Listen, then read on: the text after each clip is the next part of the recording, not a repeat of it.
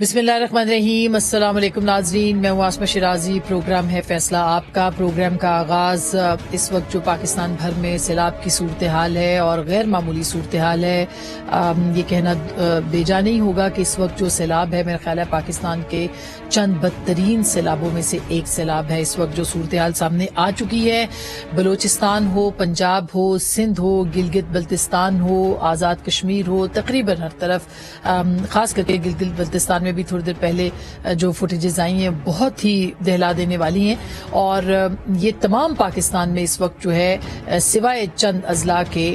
ایک سیلابی صورتحال ہے۔ بہت کچھ اجڑ چکا ہے، ندی نالے جو ہیں وہ زور آور ہو گئے ہیں، بہت سارے لوگوں کے مکان تنکوں کی طرح بہہ گئے ہیں، اور اس وقت بہت ساری عوام پاکستان کی جو کہ بلوچستان اور سندھ خاص کر کے اور خیبر پختونخوا کے بھی کچھ علاقوں میں وہ کھلے آسمان تلے پڑی ہے، ان کو مدد کی ضرورت ہے، وہ پکار رہے ہیں۔ پاکستان کا میڈیا، پاکستان کے سیاستدان، پاکستان کی سیاسی جماعتیں ان کو سیلاب کے اس دوران اور اس معاملے کے اوپر جو ہے وہ اکٹھا ہونا چاہیے، ان کی مدد کو جانا چاہیے، مگر بدقسمتی سے وہ ایک صفحہ اب نہیں میسر تمام سیاسی جماعتوں کو جس کے اوپر عوام ہیں جس صفحے کے اوپر۔ اس کے اوپر دیکھنا پڑے گا۔ بھی این ڈی ایم اے کے جو اعداد و شمار ہیں ان کے مطابق 14 جون سے اب تک تقریباً مجموعی طور پر 780 سے زائد اموات ہو چکی ہیں۔ ملک کے 109 اضلاع متاثر ہوئے ہیں۔ 1,76,000 سے زائد مکانات اور عمارتیں جو ہیں ان کو نقصان پہنچا ہے۔ 5 لاکھ سے زائد مویشی بہہ گئے ہیں، اور بلوچستان کے 34، خیبر پختونخوا کے 33 اضلاع جبکہ سندھ کے 23 اضلاع جو ہیں اس وقت متاثر ہیں اور آفت زدہ بھی قرار دیے جا چکے ہیں۔ جنوبی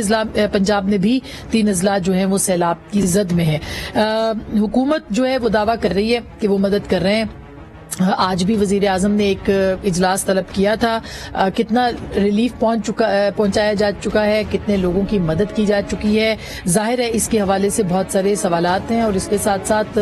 آج وزیر اعلیٰ سندھ بھی جو تھے وہ بھی پبلک میں گئے، اور بلاول بھٹو صاحب نے بھی اپنا جو بیرونی دورہ تھا وہ منسوخ کر دیا، اور اس کے بعد وہ بھی آج کچھ اضلاع کے اندر پہنچے ہیں اور لوگوں کی انہوں نے پکار سنی ہے، بات سنی ہے۔ لیکن اوور آل اگر دیکھا جائے قومی معاملات کے اوپر ایک بے حسی کی ہے شکایت ہو رہی ہے کہ عوام شاید اس درد کو محسوس نہیں کرے جو بلوچستان اور سندھ کے عوام اور خیبر پختونخوا کے عوام اس وقت جو ہے وہ اس درد کی کیفیت میں ہے۔ اس کے اوپر بھی آج پروگرام میں بات کریں گے۔ دوسری جانب شہباز گل والا معاملہ ہے، جن کو کہ اب ان کو جسمانی ریمانڈ ان کا مل چکا ہے۔ 24 اگست کو دوبارہ عدالت میں پیش کیا جائے گا۔ 2 دن کا جسمانی ریمانڈ ہے، اور ان کی جو میڈیکل رپورٹ آئی ہے اس میں بھی کوئی خاص پرابلمز جو ہے وہ سامنے نہیں آئے ہیں۔ دوسری جانب چیف آف سٹاف لگا دیے گئے ہیں شبلی فراز صاحب، جو کہ ابھی اطلاعات آئی ہیں، اور اس کا مطلب یہ ہے کہ ظاہر ہے کہ پاکستان تحریک انصاف کو یہ بات سمجھ میں آ رہی ہے کہ شاید یہ معاملہ جو ہے شہباز گل والا وہ لمبا چلے گا۔ اور اس کے ساتھ ساتھ جو ہے وہ کل عمران خان صاحب نے بھی جو خطاب کیا جلسے سے، اور ان کی جو کیمرہ کی پابندی ہے ان کے دکھانے پہ نہیں، ان کی براہ راست نشر کرنے پہ، اس کے اندر بھی انہوں نے تمام ملبہ جو ہے وہ نیوٹرلز کے اوپر جو ہے وہ گرا دیا ہے۔ آج عمران خان صاحب کو حفاظتی ریمانڈ ملا ہے انسداد دہشت گردی کے ایکٹ کے حوالے سے، اور دوسری جانب کل جو ہے وہ آج جو ہے وہ ایک لارجر بینچ بھی اسلام آباد ہائی کورٹ میں بنا دیا گیا ہے، جس میں عمران خان صاحب پہ توہین عدالت کی سماعت کی جائے گی، جو انہوں نے جو سینئر ایڈیشنل جج ہیں محترمہ زیبا چودھری صاحبہ ان کو دھمکایا اور آئی جی پولیس کو دھمکایا، اس کے حوالے سے جو اسلام آباد ہائی کورٹ ہے اس نے یہ از خود نوٹس لیا ہے، اور اس کا نوٹس بھی بھیج دیا گیا عمران خان صاحب کو۔ اب وہ کیا کریں گے، اس پہ جواب دیں گے، معافی مانگیں گے، یا توہین عدالت کے اس معاملے کو فیس کریں گے۔ یہ یاد رہے کہ توہین عدالت کا معاملہ کوئی بہت آسان معاملہ نہیں ہوتا۔ اس سے پہلے ایک سابق وزیر اعظم جب وزیر اعظم تھے ان کو 1 منٹ کی سزا ہوئی تھی توہین عدالت میں، اور وہ نااہل بھی ہوئے تھے۔ نہال ہاشمی صاحب سینیٹر تھے، اسی توہین عدالت کے اندر جو ہے وہ بھی فارغ ہو چکے تھے اور فارغ ہوئے تھے، نااہل قرار دیے گئے تھے۔ سو یہ کافی سنجیدہ معاملہ ہے، اور سب سے اہم معاملہ ایک اور بھی ہے، وہ توشہ خانہ ہے۔ آج آج اس کی بھی سماعت ہوئی ہے. دوسری سماعت تھی چیف الیکشن کمشنر نے کی اور توشہ خانہ کی. آپ کو یاد ہوگا کہ 30 دن کے اندر اندر جو ہے یہ سماعت مکمل ہونی ہے جو کہ کنور دلشاد صاحب نے فرمایا تھا. سو اب ان 30 دنوں کے اندر فیصلہ ہونا ہے کہ وہ رقم جو کہ تحائف بیچ کے عمران خان صاحب نے رکھی اپنے پاس ان کو گوشواروں میں کیوں شامل نہیں کیا گیا, کیوں نہیں دکھایا گیا. آج مہلت مانگی 3 ہفتوں کی پاکستان تحریک انصاف کے وکیل نے, عمران خان صاحب کے وکیل نے 1 ہفتے کی ان کو مہلت ملی ہے, جبکہ ہمارے ہی پروگرام میں جناب علی ظفر صاحب تھے اور انہوں نے کہا تھا کہ ان کے پاس تمام دستاویزی ثبوت موجود ہے اور یہ بوگس کیس ہے جو کہ ریفرنس دائر کیا گیا الیکشن کمیشن میں عمران خان صاحب کے خلاف. یہ یاد رہے کہ اس میں بھی اگر حقائق چھپائے جاتے ہیں تو اس پہ بھی نااہلیت بنتی ہے. ممنوعہ فنڈنگ کیس آلریڈی سامنے ہے. سو ایسے لگتا ہے کہ پوری طرح سے عمران خان صاحب جو ہیں وہ گرفت میں ہیں اور آ رہے ہیں. گرفتار کیوں نہیں ہو رہے, کیا ہو پائیں گے, کیا حکومت اس کے اوپر جو ہے وہ سیاست کرنا چاہتی ہے یا واقعی گرفتار کرنا چاہتی ہے, اس پہ بھی ہم بات کریں گے. لیکن پہلے علی ظفر صاحب کی گفتگو میں آپ کو سنوا دوں جو کہ جمعرات کے دن انہوں نے ہمارے پروگرام میں فرمائی تھی, ذرا سنیے گا. الیکشن کمیشن آف پاکستان کو اپنے ایسٹس کی ڈیٹیلز دیتے ہیں, باقاعدہ ایک اسٹیٹمنٹ فائل کرتے ہیں, تو سارے کے سارے شو ہوئے ہیں. وہ بالکل ڈیٹیل میں شو ہوئے ہیں, بڑی انکم ٹیکس ریٹرن میں بھی شو ہوئے ہیں اور انکم ٹیکس ریٹرن کی ڈیٹیلز بھی لگا دی گئی تھی الیکشن کمیشن آف پاکستان کے پاس جو کیے گئے. تو یہ اتنا بوگس اور اتنا بے بنیاد کیس ہے. 18, 19, 20 تینوں سالوں کے یہ گوشوارے ہیں جو جمع ہو گئے ہیں. جی بالکل جمع ہو گئے ہیں اور ہر سال ہوتے رہیں گے اور آگے بھی ہوتے رہیں گے. یہ تو ایک ریکوائرمنٹ ہے, ہم سارے کرتے ہیں. سو یہ علی ظفر صاحب کا موقف تھا اور انہی کی کاؤنسل ہے جو کہ پیش بھی ہوئی ہے. اب دیکھنا یہ ہے کہ اگر سارے ثبوت موجود ہیں تو یہ مہلت کیوں دی جا رہی ہے اور 30 دن کے اندر اس کا فیصلہ بھی ہونا ہے. ہمارے ان سارے موضوعات پہ ہمارے ساتھ موجود ہوں گے جناب خرم دستگیر خان صاحب, وفاقی وزیر ہیں, وفاقی کابینہ کا حصہ ہے, پاکستان مسلم لیگ نواز کے سینئر رہنما ہے. جناب سینیٹر انوار الحق کاکڑ صاحب جو کہ بلوچستان عوامی پارٹی کے سینیٹر ہیں, بلوچستان کے حوالے سے خصوصی طور پر ان سے بات کریں گے. اور ہمارے ساتھ موجود ہوں گے جناب یاور بخاری صاحب جو کہ رکن صوبائی اسمبلی ہیں پاکستان تحریک انصاف کے, لاہور سے ہمیں جوائن کریں گے. سب کا بہت بہت شکریہ. سب سے پہلے کاکڑ صاحب آپ سے شروع کرتے ہیں کیونکہ بلوچستان کی صورتحال تو بہت خراب ہے. بلوچستان اس لیے کہ سب شکوہ زیادہ وہیں سے آ رہا ہے کہ بات نہیں کی جا رہی اس معاملے کے اوپر. کیا حالات ہیں آن گراؤنڈ, کیا صورتحال ہے وہاں پہ, کچھ بتائیں گے ہمیں؟ بہت شکریہ آسما. اس وقت بلوچستان کا جو زمینی رابطہ ہے وہ تینوں صوبوں سے کٹ چکا ہے. دنسر کے علاقے سے جو خیبر پختونخوا ہے وہاں پنجاب فورٹ منرو کے حوالے سے اور لسبیلا ضلع جو سندھ سے بھی ہم جڑتے ہیں اور نصیر آباد کا علاقہ, تمام علاقوں سے ہم زمینی روابط ہمارے ختم ہو چکے, جس سے ظاہر ہے جو سپلائی آف فوڈ ہے, جو فوڈ چین کی سپلائی ہے اس پہ اثر پڑ رہا ہے. شے خوردنوش کی قلت کا سامنا لوگوں کو کرنا پڑ رہا ہے. بیسک میڈیسنز جو ہیں, جو لائف سیونگ میڈیسنز ہیں, ان کی قلت کا فور کاسٹ ہو رہا ہے مختلف سول سوسائٹیز کی جانب سے. تو صورتحال کافی گمبھیر ہے. دیکھیں نیچرل کیلامٹی جہاں پہ بھی آتی ہے وہاں پہ 3 فیزز میں, پہلے میں آپ ریسکیو میں جاتے ہیں, then you go for relief اور پھر ریہیبلیٹیشن. ہم ریسکیو چونکہ فلڈز میں, ارتھکویک میں ریسکیو کا بہت زیادہ بڑا فیز ہوتا ہے کہ آپ کو جانیں فوری بچانی ہوتی ہیں, لیکن جو فلڈ کی سچویشن ہے اس میں ریسکیو ایک آن گوئنگ پروسیس ہے. جیسے پانی آ رہا ہوتا ہے, کہیں پہ کوئی ایمرجنسی کریٹ ہو سکتی ہے, کوئی گاڑی بہہ سکتی ہے, کوئی جانور بہہ سکتا ہے, اس سے جڑے ہوئے انسان وہ اس میں ان کو خطرہ آ سکتا ہے. تو ریسکیو بھی آپ کو کانسٹنٹلی اس کی ریکوائرمنٹ ہوتی ہے, اس کا فیز ایسا ختم نہیں ہو رہا ہوتا. ساتھ میں ریلیف بھی چاہیے ہوتا ہے. ریہیبلیٹیشن ظاہر ہے ایک لانگ ٹرم پروسیس ہے اور میں خوفزدہ ہوں کہ جس قسم کا انفراسٹرکچر کا ڈیمیج ہوا ہے, جس طرح کراپس کی ہماری کاٹن اور اس سے ریلیٹڈ کراپ ہماری جو ہے ڈسٹرائی ہوئی ہے, اس سے ریلیٹڈ انڈسٹری اور ایکسپورٹ پہ جو فرق پڑے گا وہ آنے والے دنوں میں بڑی بلیک سچویشن پاکستان کی معیشت کے لیے بھی اور بلوچستان کے عوام کے لیے بھی, پاکستان کے عوام کے لیے. میں اس میں جو 3 اضلاع پنجاب کے ہیں ان کا ذکر بھی کر رہا ہوں, جو سندھ کے اضلاع ہیں ان کا بھی ذکر کر رہا ہوں. بلوچستان میں تو عجیب صورتحال یہ ہے. تو آپ ایگری کر رہے ہیں کہ ایک بے حسی سی ہے سیاسی جماعتوں کی طرف سے, یا حکومت کر تو رہی ہے لیکن کیا نظر نہیں آ رہا, یہ کیا معاملہ کیا ہے؟ دیکھیں بے حسی, میں پہلے صوبائی سطح کی جو قیادت ہے اس کی بات کروں گا. بدقسمتی سے ہمارے ہاں ایک ایسی صوبائی حکومت ہے جس میں میری پارٹی بھی شامل ہے, اس میں پی ٹی آئی جو کہ یہاں پہ ایجیٹیشن میں وہاں حکومت میں شامل ہے اور اس حکومت کی حمایت میں جمعیت علماء اسلام بھی شامل ہے اور بی این پی مینگل بھی شامل یہ وہ صوبہ ہے جہاں ساری جماعتیں ہیں اس وقت سوائے پی ایم ایل این کے شاید یا پیپلز پارٹی کے 2 جماعتوں کے علاوہ جو وہ نہیں وہ بھی ان کی حمایت میں ہے پیپلز پارٹی بھی حمایت میں پی ایم ایل این کا کوئی ممبر نہیں ہے ورنہ یقیناً وہ بھی ہوتا آف کورس گورنمنٹ تو ہے ہی نا جی اب ایشو یہ ہے کہ ہم حکومت کو تو جو ترس رہے تھے سو ترس رہے ہم اپوزیشن کو ترس رہے کوئی کنسٹرکٹیو اپوزیشن ہی نہیں یعنی کہ بلوچستان کے اندر اپوزیشن ہی نہیں ہے جو کہ سوال اٹھا سکے کسی بھی ڈیموکریٹک سسٹم میں آپ کی جب تک ایک کنسٹرکٹیو اور انگیجڈ آبجیکٹو اپوزیشن نہیں ہوگی اور وہ نشاندہی نہیں کرے گی حکومت کی کوتاہیوں کی کمیوں کی اگر اپوزیشن بھی حکومت کے ساتھ مل جائے تو کون سی جمہوریت تو ڈکٹیٹوریل رجیم یا جو اتھارٹیرین رجیمز ہیں ان میں بھی ارینجمنٹ یہی ہوتی ہے کہ کچھ لوگ ہوتے ہیں اور وہ اولیگارس کی صورت میں آ جاتے ہیں اور طاقت ان کے ہاتھ میں ہوتی ہے اللہ خیر سے اللہ اب اس میں ارینجمنٹ میں بھی جو سب سے بڑا نقصان ہو رہا ہے وہ عام بلوچستان کے آدمی کا اور میں سمجھتا ہوں عمومی طور پہ پاکستان کے دوسرے شہری ہیں ان تمام لوگوں کا ہو رہا ہے پی ڈی ایم میں آپ کو مثال دے رہا ہوں دیکھیں ڈیزاسٹر مینجمنٹ اس وقت ایک آرٹ اور سائنس بن رہی ہے دنیا میں مختلف یونیورسٹیز میں ان پہ پڑھایا جا رہا ہے ٹھیک بات ہمارے ہاں میں آن ریکارڈ آپ کو بتا رہا ہوں کہ پی ڈی ایم میں کسی کو ایگریکلچر ڈپارٹمنٹ سے ڈپوٹیشن پہ لے آئے ہیں کسی کو ایجوکیشن میں وہ ٹیچنگ کر رہا تھا اردو پڑھا رہا تھا انہوں نے کہا نہیں جی کیوں آپ اردو پڑھا رہے ہیں آپ ہمارے دوست ہیں آپ یہاں آ جائیں اور ایک چون کا مربع کریٹ کیا گیا ہے اور وہی لوگ پچھلے 10-12 سالوں سے گورننس کے ایشوز ہیں خرم صاحب یہ بات درست ہے ابھی دیکھیے کیا سیاسی جماعتیں یا حکومت خاص کر کے حکومت کم از کم تمام جماعتوں کو دعوت نہیں دے سکتی کہ بیٹھے اس کے اوپر بات کرتے ہیں جو سارا دن پریس کانفرنس ہوتی ہیں اس کے اوپر پریس کانفرنس کرتے ہیں اور ہم بھی بشمول میڈیا ہم اس سے بالاتر نہیں ہے جو بے حسی ہے تو کیا ہم یہ اس کو ایک ایمرجنسی کے طور پر نہیں ڈیل کر سکتے جی جہاں جہاں ضرورت ہے حکومت مکمل طور پر مستعدی سے اس کے اوپر ایکشن لے رہی ہے آج بھی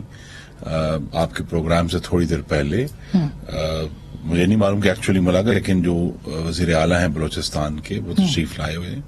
اور ان کی ملاقات طے تھی وزیر اعظم کے ساتھ آلریڈی وزیر اعظم اس پر ایکشن لے چکے ہیں وہ جب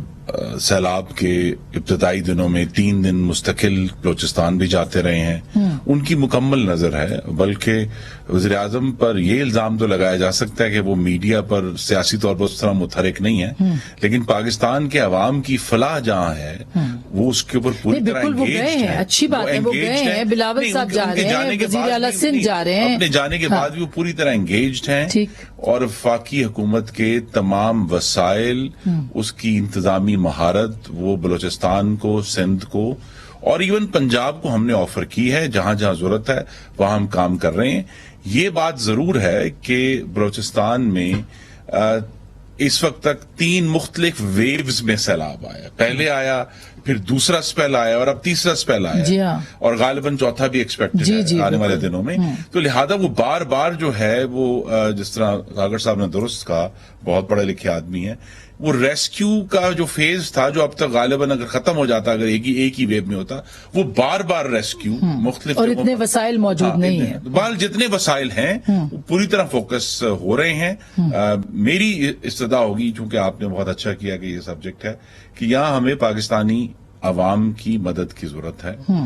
کہ جو مخیر حضرات ہیں جو پاکستان میں ایک بہت درخشندہ روایت ہے جس طرح 2005 کے جو ارتھ کویک کے اندر پاکستانی آگے بڑھے تھے یہاں ہم چلیں اس لیول کا جانی نقصان اللہ تعالیٰ کے کرم سے نہیں ہوا لیکن بہرحال ایک بہت گمبھیر صورتحال ہے تو جہاں حکومت اپنے میکسیمم وسائل استعمال کر رہی ہے یہاں جو فلاحی تنظیمیں ہیں اور جو نجی ادارے ہیں میں آپ کچھ دن پہلے اختر مینگل صاحب نے کہا تھا کہ جو آئی این جی اوز ہیں ان کو اجازت نہیں مل رہی وہاں پہ تو ان کو اجازت دی جائے تاکہ وہ کوئی ریسکیو کا کام باقی چیزیں جو ہے وہ کر سکے دیکھیے ریسکیو کا کام تو کیا اسپیشل پرمیشن مل سکتی ہے ان کو کہ وہ کام کرے وہاں ریسکیو کا کام تو حکومت نہیں کرنا ہے لیکن جو ریہیبلیٹیشن ہے جو سیکنڈ سٹیج ہے اس میں ضرور وہ جہاں بھی جو اشیاء خورد و نوش یا بسترے خیمے شیلٹر جو پرووائڈ کرنا ہے اس کے اندر ان کا ایک رول ہو سکتا ہے اور اس کے لیے اچھا میں کوئکلی یہ ناممکن نہیں ہے پاکستانی عوام کے لیے کیونکہ یاور بخاری صاحب اس سے پہلے بھی پاکستان جب زلزلہ آیا تھا ہم تو خود کور کر رہے تھے لوگوں نے اپنے گھر کھول دیے اپنے بسترے بھجوا دیے اپنی کھانے پینے کی چیزیں بھجوا دی یعنی اتنی بھرپور انداز میں مدد کی کیا بات ہے پنجاب کے اندر آپ کی حکومت ہے اس وقت خیبر پختونخوا میں آپ کی حکومت ہے بلوچستان کے اندر ساری جماعتوں کی حکومت ہے وہاں پہ ابھی بھی ایسا ہی ہے نا سر بالکل بشمول پی ٹی آئی کے تو وہاں پہ کیوں مدد نہیں ہو پا رہی کیوں اتنی بے حسی ہے سیاسی جماعتوں کی جانب سے بسم اللہ الرحمن الرحیم اللہم صلی علی محمد وعلی محمد واجل فرجہم دیکھیں ایسی بات نہیں ہے یہ جو سیلاب اس دفعہ آئے ہیں جیسے خرم دستگیر صاحب بول رہے تھے یہ مختلف فیزز میں آ رہے ہیں اتنی برے سیلاب پاکستان کی تاریخ میں شاید کم آئے ہیں لیکن ہم لوگ باتیں کرتے ہیں جب سیلاب آ جاتا ہے بعد میں کیا ہونا چاہیے وہ تو ہونا چاہیے آئی این جی اوز کو بھی اجازت دینی چاہیے لیکن آئی این جی اوز کو ہماری سیکیورٹی ایجنسیز اس لیے اجازت نہیں دیتی کیونکہ آئی این جی اوز نے کراچی جیسے علاقوں میں اور باقی حساس علاقوں میں ایک تو ان لوگوں نے لسانیت کی بنیاد پہ جیو میپنگ کی فرقہ واریت کے لحاظ سے جیو میپنگ کی اور ان لوگوں نے وہ کام کیے کہ جو ملک کی سیکیورٹی کو خطرے میں ڈال سکتے تھے اور مجھ سے زیادہ کاکڑ صاحب بہتر جانتے ہیں بیکاز یہ اس معاملے میں ایکسپرٹ بھی ہے میرا بھائی بھی ہے اینڈ ہی نوز ایگزیکٹلی ہم کیا کہہ رہے ہیں اور اس کو زیادہ تفصیل میں جانے کی ضرورت نہیں ہے آئی این جی اوز اگر مدد کرنا چاہتی ہیں تو بلوچستان میں کاکڑ صاحب کی حکومت ہے وہاں پہ ایک جوائنٹ حکومت ہے وہاں پہ ان کو دیں چیزیں پرووائڈ کریں ہمارے پاس ہماری افواج پاکستان اتنی مضبوط ہیں اتنی ایکسپیرینسڈ ہیں ہمارے این ڈی ایم اے ہو گیا hمارے پی ڈی ایم ایز ہو گئے یہ اتنے ویل آرگنائزڈ ہیں کہ ہم لوگوں تک پہنچا سکتے ہیں اور ہم لوگوں کو اگر پرابلم ہے تو ضروری نہیں ہر دفعہ اشیاء کا ہو ہمیں شارٹ ٹرم کی یاور بھائی یہ تو بالکل اب دیکھیں نا کوئی 3 اضلاع تو پنجاب کے بھی ہیں لیکن ہمیں پنجاب کے وزیر اعلیٰ وہاں پہ نظر نہیں آئے ہیں پھر آپ یہ دیکھیے آپ تو خود بیت المال میں آپ نے اتنا کام کیا اور آپ کی اتنی تعریف بھی ہوتی ہے یہ بھی ایک ایسا شعبہ ہے جو کہ مدد کر سکتا ہے تو کیا اس کا کیا ایکسپوئر ہے اس کو کس طرح سے استعمال کیا جا سکتا ہے دیکھیں ہمارا پرابلم یہ ہے کہ ہمارے ملک کے اندر بہت سارے ایسے ادارے ہیں اور ہر صوبے میں ایسا ہے کہ ہماری ڈپلیکیشن اور ٹرپلیکیشن ہوتی ہے اگر میں خرم بھائی اور کاکڑ بھائی اگر بیٹھے ہوئے ہیں ہم اگر ایک جگہ سے امداد لیتے ہیں حکومت سے تو ہم اور 2 اداروں سے بھی لے رہے ہیں لیکن اس کے کئی پراپر ڈاکیومنٹیشن نہیں ہوتی ادارے ایک چھتری کے نیچے نہیں ہوتے تو یہ کئیوں کو بہت زیادہ پیسہ مل جاتا ہے کئیوں کو بالکل نہیں ملتا ابھی پنجاب میں جو حالت ہے میں ابھی جو سیلاب آ چکا ہے میں ابھی اس کی بات نہیں کروں گا ابھی اس کے اوپر تو کام وفاقی حکومت بھی اپنی جگہ کر رہی ہے اور صوبائی حکومتیں بھی اپنی جگہ کر رہی ہیں لیکن ہمیں اس کو روکنے کا طریقہ کار اختیار کرنا چاہیے کیونکہ یہ پانی ضائع ہو رہا ہے اچھا ایک وہ سیلاب ہے یاور بخاری صاحب ایک سیاسی سیلاب ہے ایک سیاسی سیلاب ہے آپ کے جو چیئرمین صاحب ہیں ان کے اوپر بھی ایک تلوار لٹک گئی ہے اس سیلاب سے کیا کریں گے یہ بتائیے اس سے کیسے نکلنا ہے نہیں میں پہلے عمران خان صاحب گرفتار ہو سکتے ہیں دیکھیں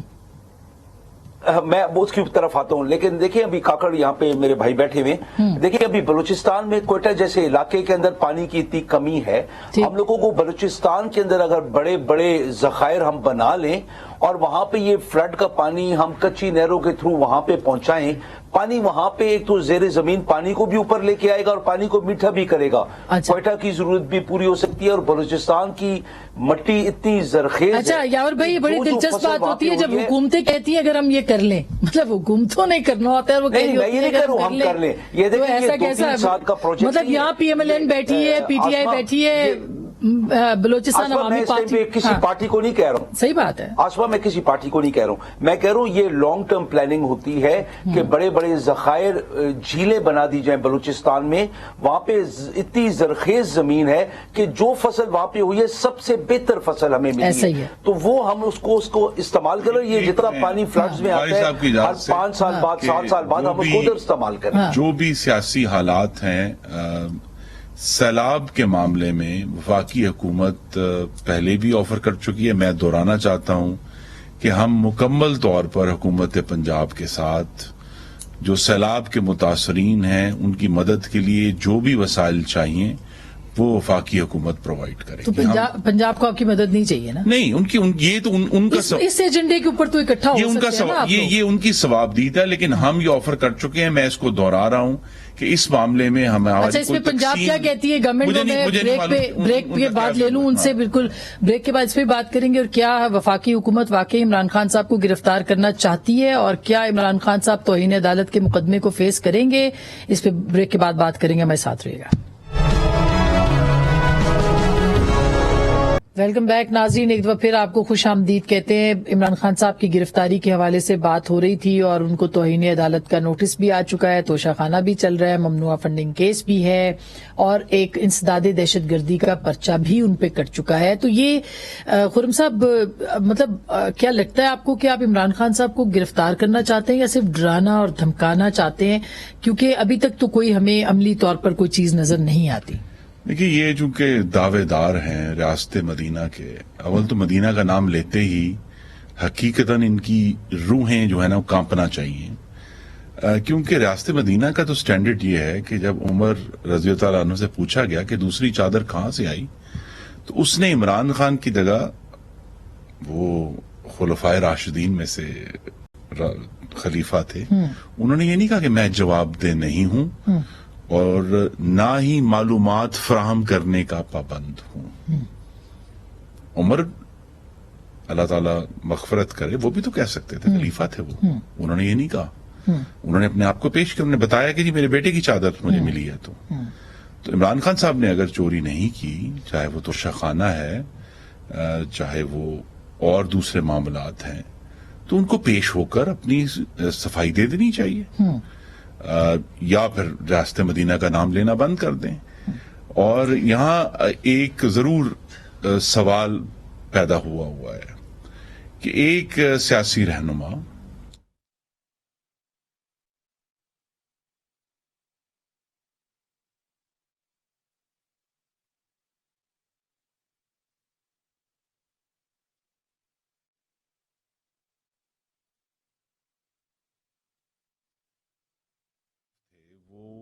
پاکستان کی تاریخ میں غالباً شاید پہلی دفعہ تھا کہ باقاعدہ طور پر افواج پاکستان کے جو ہمارے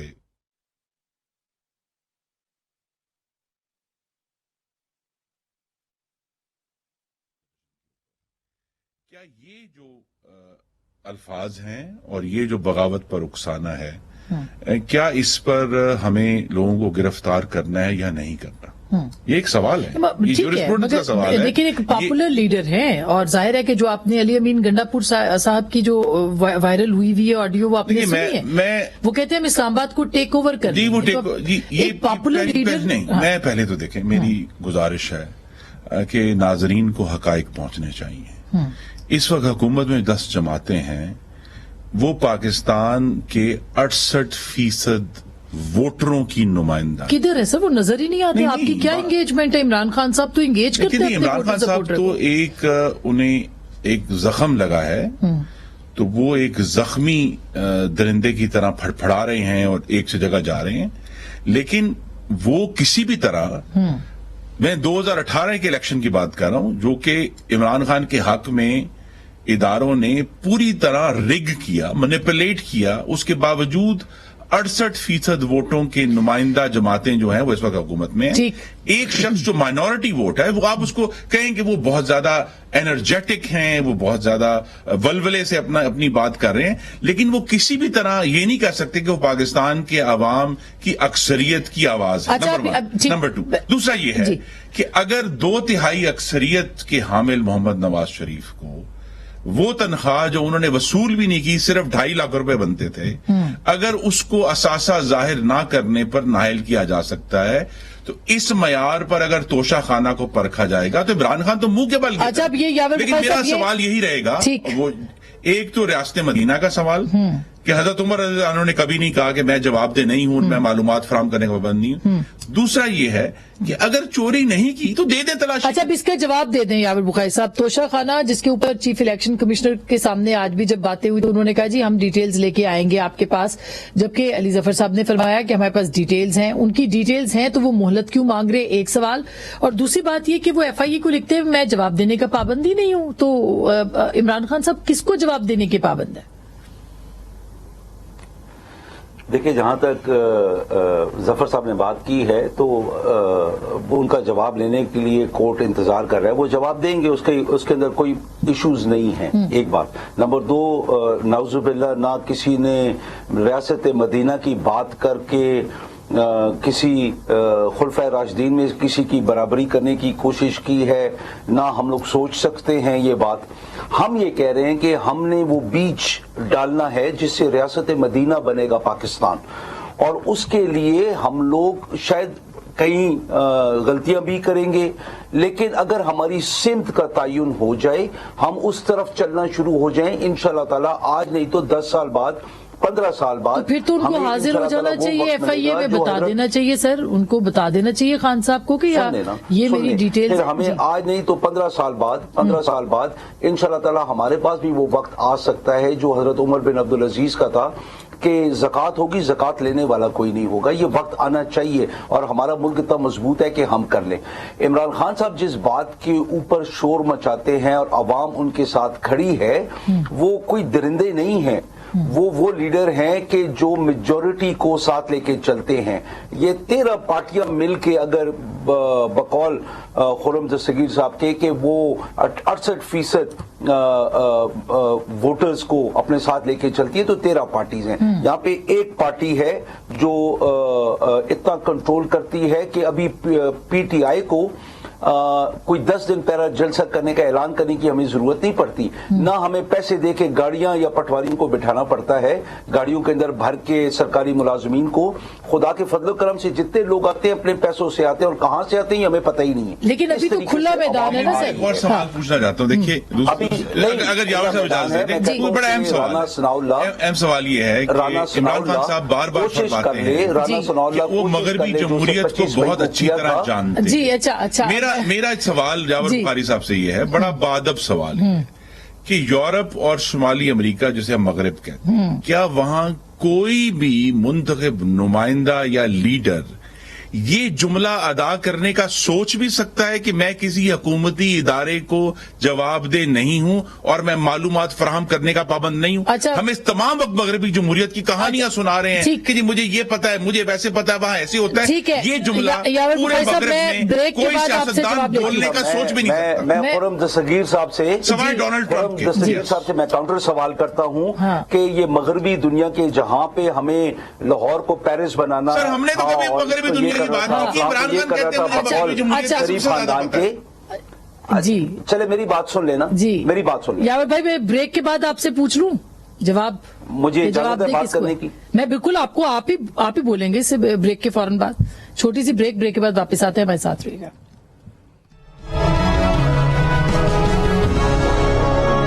ویلکم بیک ناظرین، ایک دفعہ پھر آپ کو خوش آمدید کہتے ہیں. تو یاور بخاری صاحب، ایک تو یہ کہ عمران خان صاحب کیا خود کو سرنڈر کریں گے؟ ابھی توہین عدالت میں بھی ان کو طلب کر لیا گیا ہے، اور کیوں وہ قانون جو کہ باقی وزرائے سابق وزرائے اعظم اور سیاستدانوں پہ استعمال ہوا ان پہ کیوں نہیں ہو سکتا؟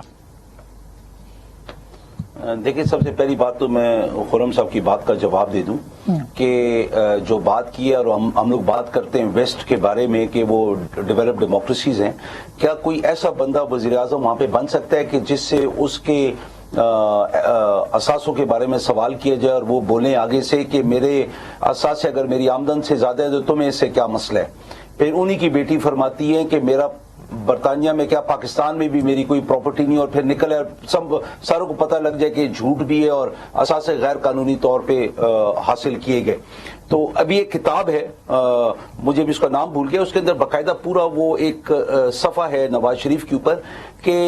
موٹر وے پروجیکٹ جو اسلام آباد لاہور موٹر وے پروجیکٹ تھا اس کے اوپر کتنے ملین ڈالرز لیے گئے. پھر اس کے علاوہ پھر وہ کوئی 4 انہوں نے بتائے کہ اور کوئی بھی ایسا نہیں ہے کہ جو $100 ملین سے کم کا ہو, اور جس زمانے میں وہ پیسے لیے گئے اسی زمانے میں پورا صفحہ تھا فائنینشیل ٹائمز میں غیر یہ چیزیں ہیں. تو دیکھیں اس کا بھی تو جواب دینے ہیں نا. کوئی بھی جو بندہ سربراہ ہوتا ہے حکومت کا اس کو جواب دینا چاہیے. میں بہت کلیئر ہوں, ڈیموکریسی تبھی کامیاب ہوتی ہے. عمران خان کیوں نہیں جواب دے, انہوں نے کیوں کہا میں جواب دے نہیں. آپ کو عوام کے سوالات سے نیچے سمجھیں, اور ہم جب ایک کیس چلے اس کے اندر ہم لوگ ہر چیز کا جواب دیں. جواب دینا بہت ضروری ہے. اچھا نہیں یعقوب خائی صاحب, اب دیکھیں نا جواب تو دیا. زرداری صاحب 11 سال جیل میں رہے, آج بھی وہ کٹہرے میں کھڑے ہیں, جواب دے رہے ہیں. نواز شریف صاحب نے بھی جواب دیا. تو عمران خان صاحب کے اوپر تو جواب دے رہے ہیں. عمران خان صاحب کے اوپر بھی الزامات ہیں, بڑے سنگین الزامات ہیں سر. نکالے گئے آسما جو $600 ملین بھٹو خاندان کے نکالے گئے سوئٹزرلینڈ میں, وہ آئے کہاں سے تھے اور وہ گئے کدھر؟ وہ جو کاغذات تھے وہ سارے ہمارے اس وقت کے امبیسڈر نے غائب کر دیے. تو ابھی مجھے جواب دینے دیں پلیز, مجھے جواب دینے, مجھے بات کرنے دیں, پھر بیچ میں نہ بولے. تو اس کے اندر وہ اس وقت کے پاکستانی ایمبیسڈر جو لندن میں تھے انہیں وہ سارے کاغذات غائب کر دیے. سر عمران خان صاحب پیش ہوں گے کہ نہیں, کیونکہ وقت ختم ہو جائے گا. عمران خان صاحب پیش ہوں گے. خان صاحب کو کل ان لوگوں نے بڑی چلاکی کے ساتھ اریسٹ کرنے کی کوشش کی. وہاں پہ جب ہزاروں کی تعداد میں عوام پہنچی تو پولیس کر کچھ نہیں سکی. جب تک عوام کے ہاتھ میں مسئلہ رہے گا اور عوام کی سپورٹ رہے گی, خان صاحب کو رانا ثناءاللہ کیا رانا ثناءاللہ کے اچھے سے اچھا بھی آ جائے, کر کچھ نہیں سکتے. رانا ثناءاللہ کو یہ چاہیے, میں ایڈوائز کرتا ہوں, زبان وہ استعمال کرے جو کل برداشت کر سکے اور عوام کے اندر جواب دے سکے. اچھا اب خرم صاحب اس پہ آپ جواب دے دیں, پھر میں کاکڑ صاحب نہایت بدتمیزی والا بہت وضاحت سے کہنا چاہتا ہوں, حکومت وقت یہ محسوس کرے گی ان کے پاس شواہد موجود ہیں تو ہم عمران خان صاحب کو گرفتار کریں گے. لیکن عمران خان کی طرح بغیر ثبوت اور شواہد کے حمزہ شہباز کو 22 مہینے, شہباز شریف کو 11 مہینے, مریم نواز کو 7 مہینے, مفتاح اسماعیل کو 6 مہینے, میری بات سن لیں اب آپ مکمل, رانا ثنا کو 8 مہینے, شائستہ خان عباسی کو 7 مہینے, بغیر ثبوت و شواہد کے انہوں نے ٹارچر کیا ہے. ہم یہ کام نہیں کریں گے, لیکن جب ثبوت و شواہد موجود ہوں گے تو پھر کوئی شخص, میں یہ وضاحت سے کہنا چاہتا ہوں, قانون سے ماورا نہیں ہوگا. بخاری صاحب آپ ایک جملہ کہہ سکتے ہیں, ایک پھر میں وائنڈ اپ کی طرف آؤں. نہیں, میں بات کر رہا تھا, مجھے وہ خرم بیچ میں آگے انہیں پوری بات کر دی. جتنے کیسز تھے وہ سارے وہ کیسز تھے کہ جو پیپلز پارٹی نے ان پہ بنایا اور انہیں پیپلز پارٹی